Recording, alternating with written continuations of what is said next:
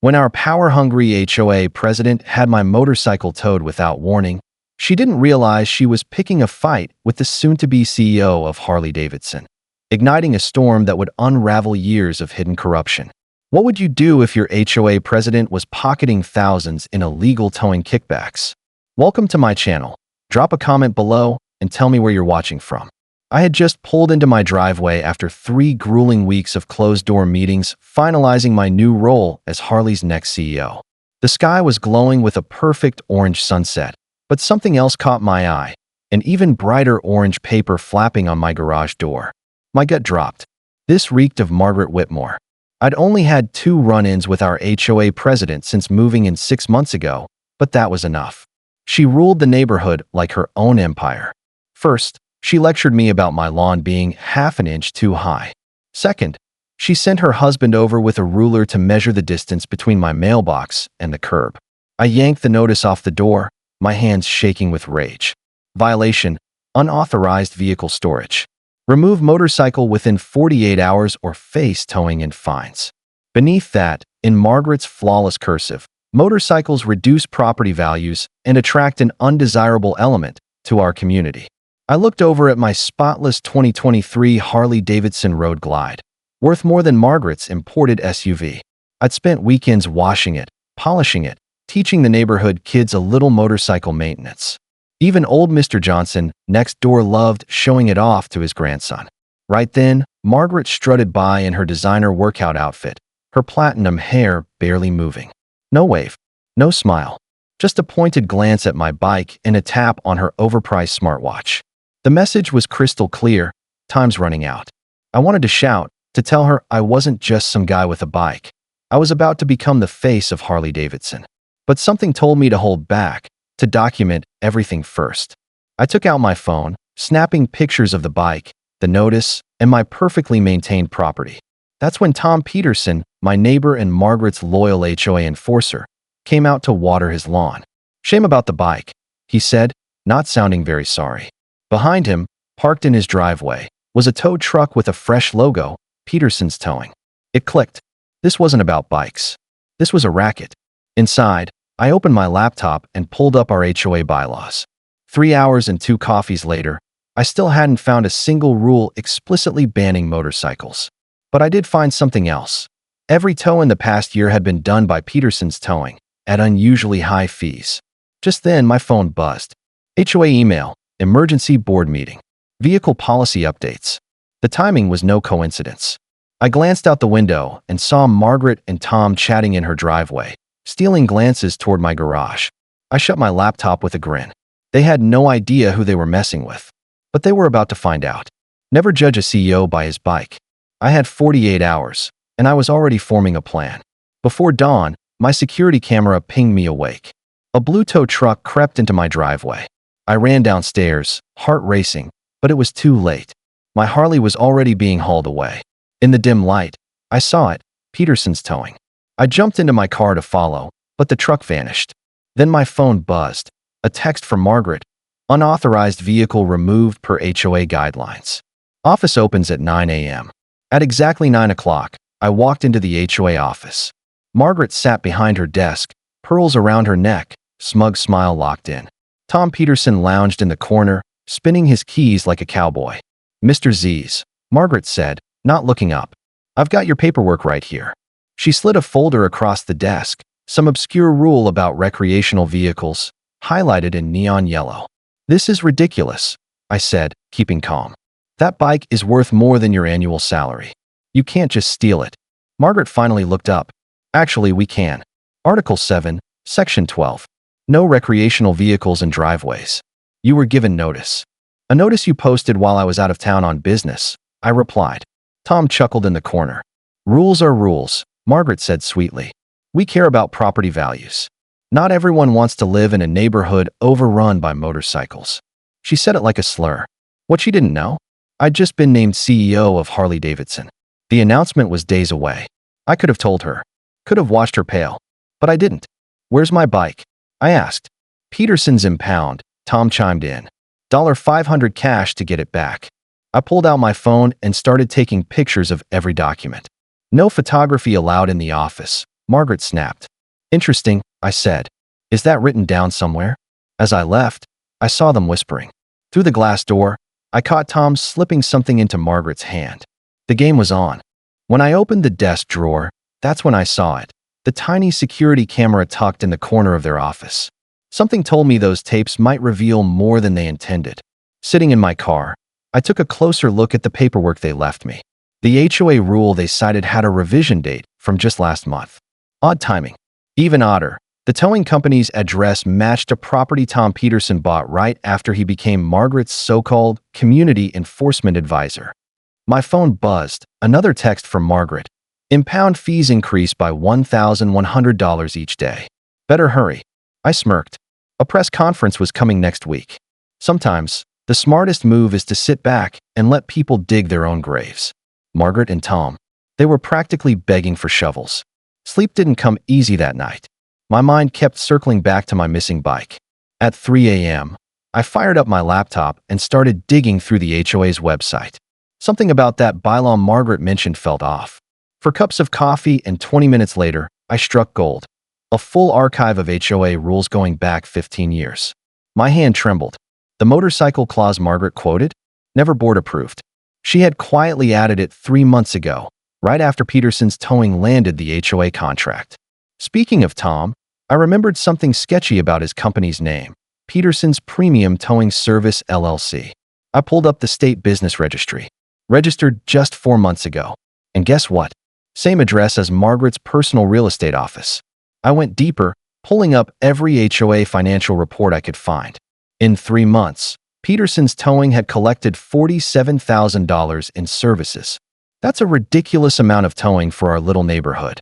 My neighbor Sarah Wu, who works at the county clerk's office, once told me HOA records are public.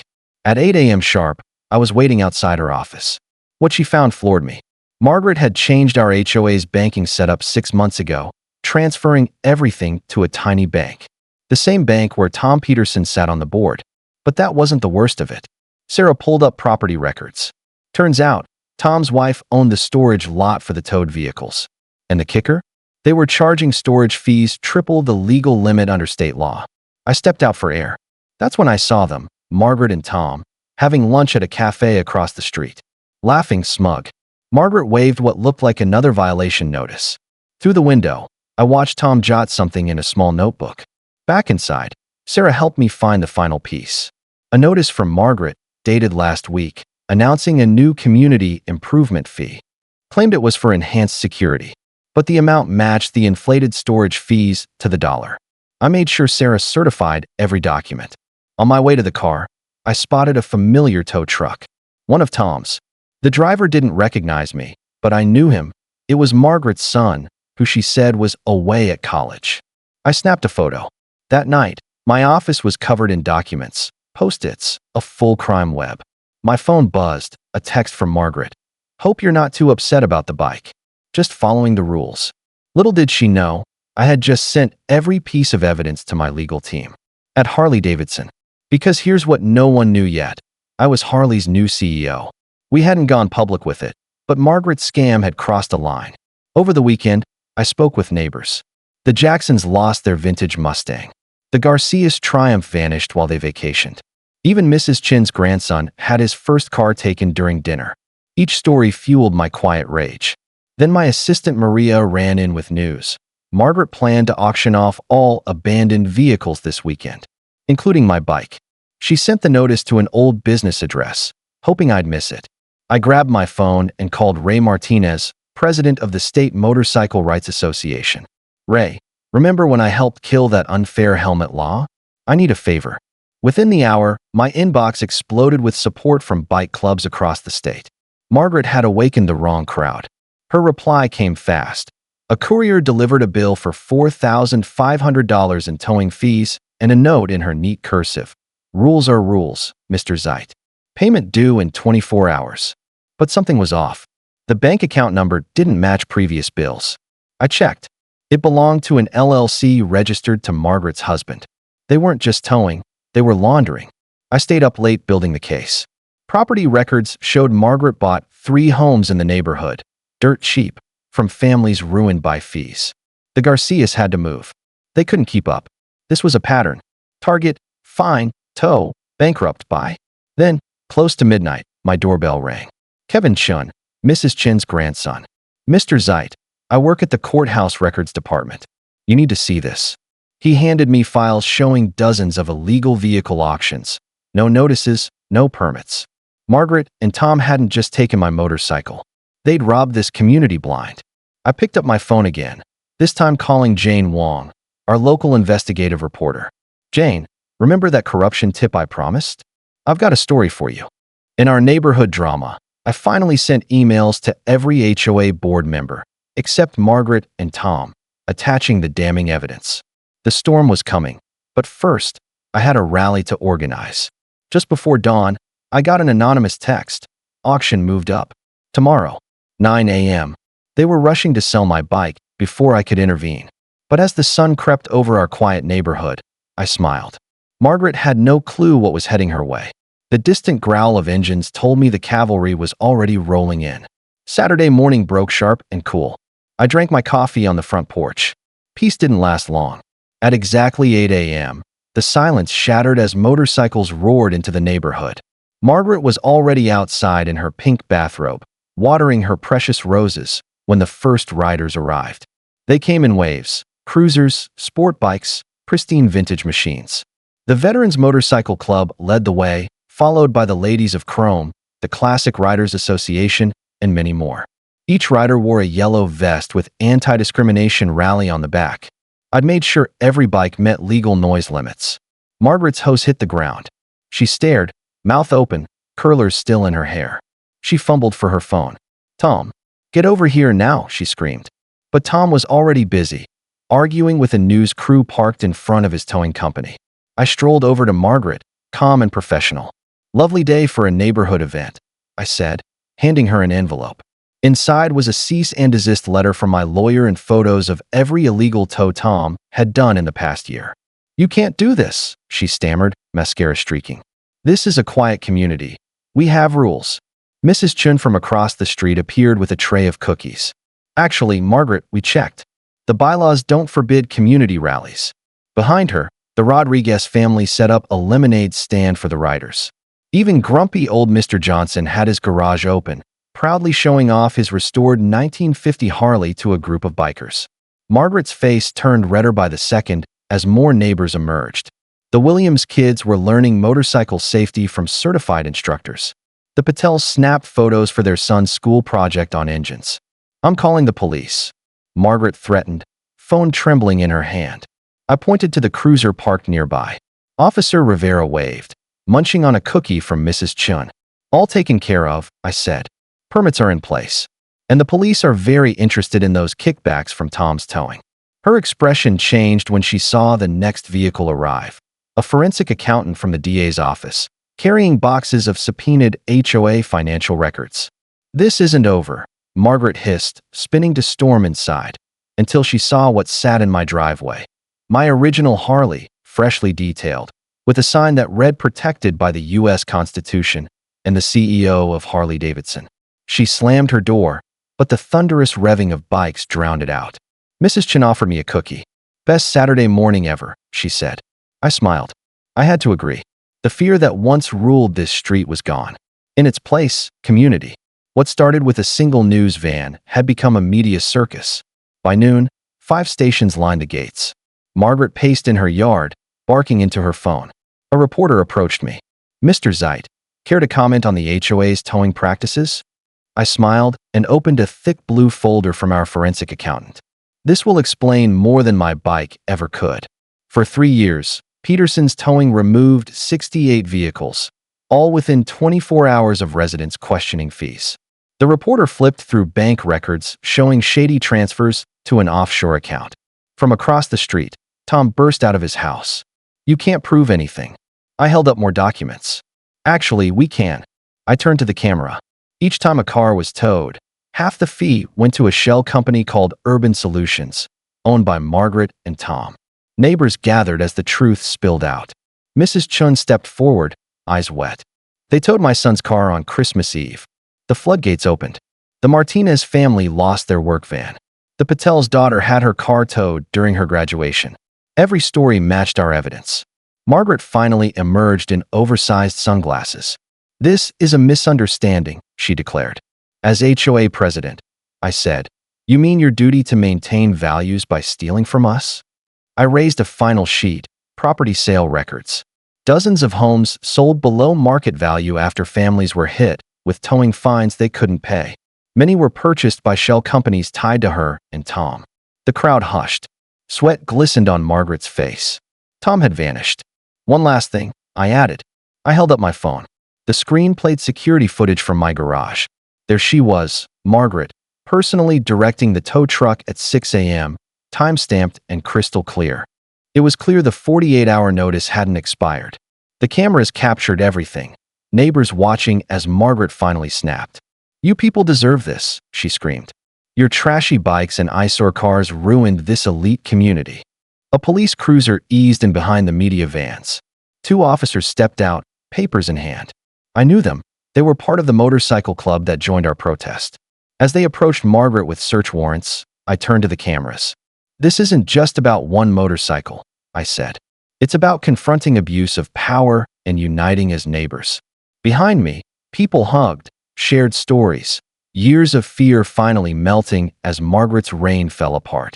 That morning, before the emergency HOA meeting, I found a plain envelope on my doorstep. Inside were photos of Margaret and Tom dining monthly with the tow company owners. Attached receipts revealed they'd been illegally selling impounded vehicles. My neighbor Jimmy, who worked at Peterson's Towing, had found the courage to come forward. The community center was packed. People filled hallways and pressed to the windows. As I walked up front, Margaret tried to start her usual dry meeting. But I lifted my phone and said, "Before we begin, I think we should talk about where our towing fees have really gone." I played the security video of my motorcycle being towed. Gasps followed. Margaret's face flushed as I projected the dinner photos. Tom jumped up, ranting about privacy, but no one cared. Neighbors stood, one after another, telling their stories. Mrs. Garcia's son's bike, Mr. Thompson's classic Mustang, Mrs. Chin's gardening tools, all towed and sold without a word. Then came the bombshell. Mr. Roberts, our forensic accountant, entered with 3 heavy boxes. Over 5 years, he announced, Margaret and Tom took over $200,000 in unauthorized fees. The room exploded in outrage. Margaret tried to flee, clutching her designer bag, but 2 officers blocked her path. I raised my voice. "As your neighbor and CEO of Harley-Davidson, I believe in a different vision for this community." The room fell quiet. I unveiled plans: free motorcycle safety classes, scholarships for young mechanics, and a neighborhood bike show each month. "We don't need strict rules and secret deals," I said. "We need connection." The vote to remove Margaret and Tom was unanimous. As they were led away, I noticed something beautiful. People were smiling, talking to neighbors they'd ignored for years. Mrs. Chin offered to lead a gardening class. Mr. Thompson opened his garage for car repair workshops. The Garcia kids started a bike repair club. Now, everything's different. The community center lot hosts motorcycle safety training every weekend. Local teens learn engine work in our new shop program. Even some old board members ride bikes now, legally parked, of course. Last week, I got a letter from Margaret's new HOA across town, complaining about motorcycle noise and asking for support. I mailed back a Harley catalog with a note, still offering employee discounts. CEO, revenge isn't always about payback. Sometimes, it's about building something better from the ruins left by those who tried to break you. 6 months after Margaret's fall, an email made my morning coffee even better. A neighborhood across town had heard our story. Their HOA president, another Margaret type named Susan, was pulling the same tricks. They asked for help. I invited them to our revamped community center, now full of transformation photos. The room filled fast as I shared what we did. But the real shock came when Tom Peterson's son stood up, eyes glassy. He handed over documents, proof that his father and Margaret had run this scam in 3 other neighborhoods. I called an emergency Harley-Davidson board meeting. We launched the Ride Free, Live Fair initiative, a legal defense fund for HOA-targeted homeowners nationwide. Our neighborhood became the flagship. The community center became the HQ. Then came the twist. Margaret hadn't moved far. She'd gone to a retirement community in Florida. A retired judge there, Bill, saw her on our viral news clip. He contacted us, and soon, our legal team helped build their case too. I got to share the update at our first annual Unity ride. Hundreds joined. Kids on bikes, seniors on trikes, parading down streets once ruled by fear. Full circle. We turned Margaret's old storage shed, where she held her secret meetings, into a free youth bike workshop. Every Saturday, I teach alongside former gang members turned certified Harley mechanics. We show kids there's more than one way to belong. Just last week, a major news outlet called, wanting to cover how one-towed bikes sparked a national movement. As I hung up, I spotted a familiar tow truck rolling past my house. Only now it had a new logo, Community First Towing. Protecting neighborhoods, not profits. I looked at my Harley, shining in the driveway. Margaret didn't just steal my bike. She shifted how I see leadership. Because real change often starts with small injustices. And the best revenge? It's making sure nobody else gets hurt the way you did. This video is for informational and entertainment purposes only. HOA laws vary by state and community.